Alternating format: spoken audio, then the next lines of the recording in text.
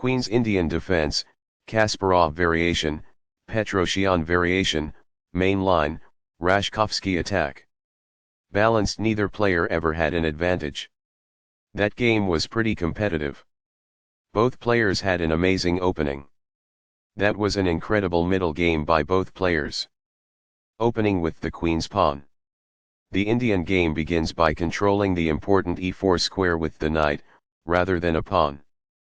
By taking control of the crucial d5 square and creating a space on which the knight can move to c3 without obstructing the c-pawn, move c4 helps to create a strong center.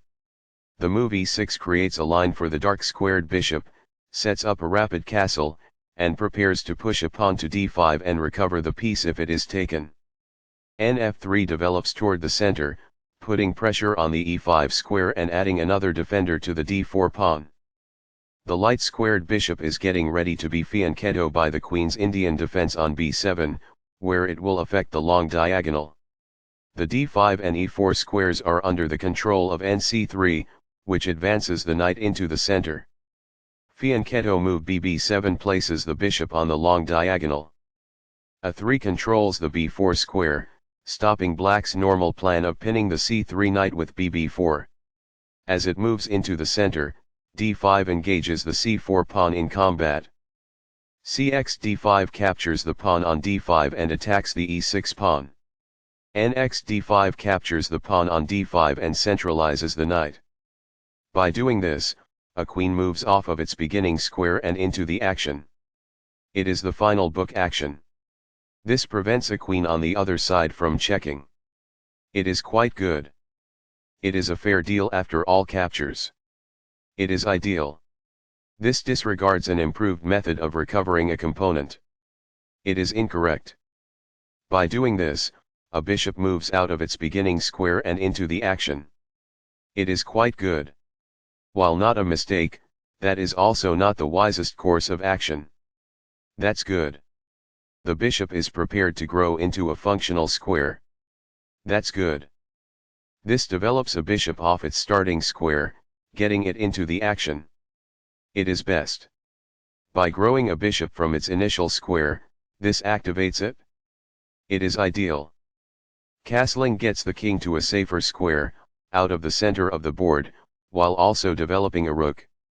Castling kingside tends to be safer because the king is further from the center. It is best. A rook enters the action after developing outside of its starting square as a result.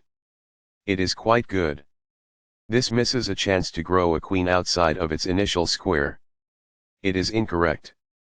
The rooks are linked by this, making it easier for them to work together in the future. It is ideal. What I would have advised is that. It is ideal.